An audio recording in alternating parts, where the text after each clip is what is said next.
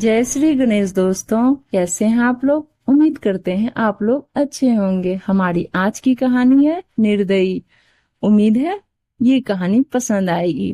अब शुरू करते हैं कहानी। बहू, ये क्या सब्जी बना कर रख दी तूने। अरे रंग देखा है इसका, बिल्कुल फीका। क्या कहेंगे दामाद बाबू, कोई काम तो ढंग से कर लिया कर। अर्चना जी अपनी बहू कामनी को डांटते हुए बोली। माँ जी, पता नहीं इस बार के मसाले कैसे आए हैं, जितने भी डाल लो खाने में रंग ही नहीं आता। कामनी नजरें झुकाते हुए बोली। चल ज्यादा बहाने मत बना, मान क्यों नहीं लेती कि तुझे बनाना ही नहीं आता। और ये देख, मेज पर चाय का दाग लगा हुआ है, वो भी साफ नहीं किया।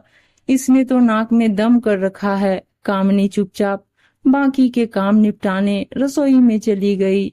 ये तो रोज ही होता था। जब तक कामनी के काम में अर्चना जी कोई कमी नहीं निकाल लेती, उनका दिन शुरू नहीं होता था।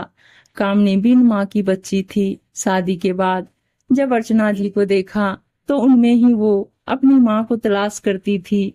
लेकिन अर्चना जी तो उसकी सास थी ना। अर्चना जी दिल की बुरी नहीं थी, लेकिन बहू को कुशल गृहिणी बनाने का जिम्मा उन्होंने जरूर उठा रखा था। उनके घर की तेज आवाज पड़ोस के घरों में भी सुनाई पड़ती थी, जिसे उनकी पड़ोसन सरला काकी बड़े मजे लेकर सुनती थी। एक बार अर्चना जी को 2 दिनों के लिए अपने भाई के घर जाना पड़ा।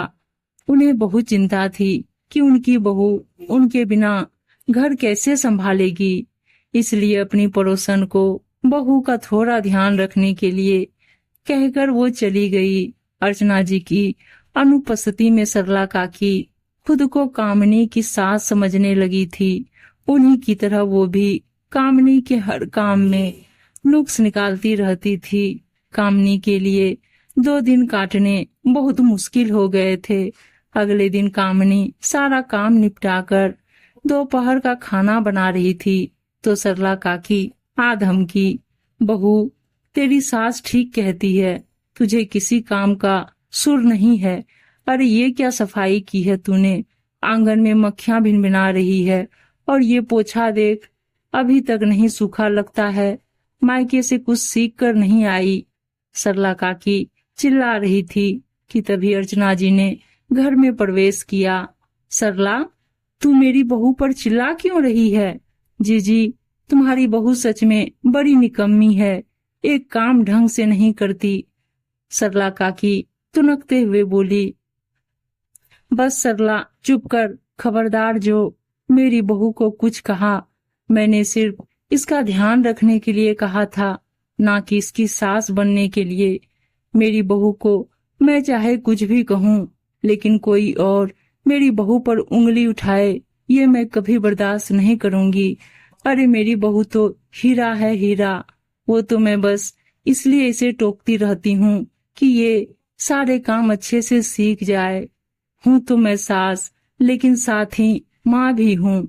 बेटियां तो फिर भी माँ को पलटकर जवाब दे देती है, लेकिन मेरी बहू मेरे ताने सुनने के बाद भी मुस्कुराते हुए मेरी सेवा करती है। तू जाकर अपना घर संभाल, अपनी बहू को मैं खुद संभाल लूंगी। सरला काकी अपना सा मुंह लेकर लौट गई और कामनी अपनी सास से लिपट गई। माँ जी, आप कितनी अच्छी हैं, आपके बिना इस घर में मेरा बिल्कुल मन नहीं लगता। बस बहू, ज्यादा मस्का मत लगा। तेरी तारीफ कर दी, इसका मतलब ये नहीं कि मैं तुझे टोकना छोड़ दूंगी। आखिर सास हूँ तेरी। अर्चना जी ने कामनी के गालों पर प्यार से चपत लगाते हुए कहा। लेकिन कामनी फिर भी अर्चना जी के गले में बाहें डाले लटकी रही, जैसे कितने दिनों बाद वो अपनी माँ से मिली है। सच में सास बहू का रिश्ता खट्टा मीठा होता है, जिससे रिश्तों में स्वाद बढ़ता है, वरना जीवन भी बिना मसाले के खाने की तरह बेस्वाद हो जाता है। उम्मीद है दोस्तों कहानी अच्छी लगी होगी, और अच्छी कहानियां सुनने के लिए चैनल को सब्सक्राइब और इस वीडियो को लाइक शेयर जरूर कर दीजिएगा। धन्यवाद दोस्तों, मिलते हैं अगली कहानी में। तब तक के लिए बाय बाय दोस्तों।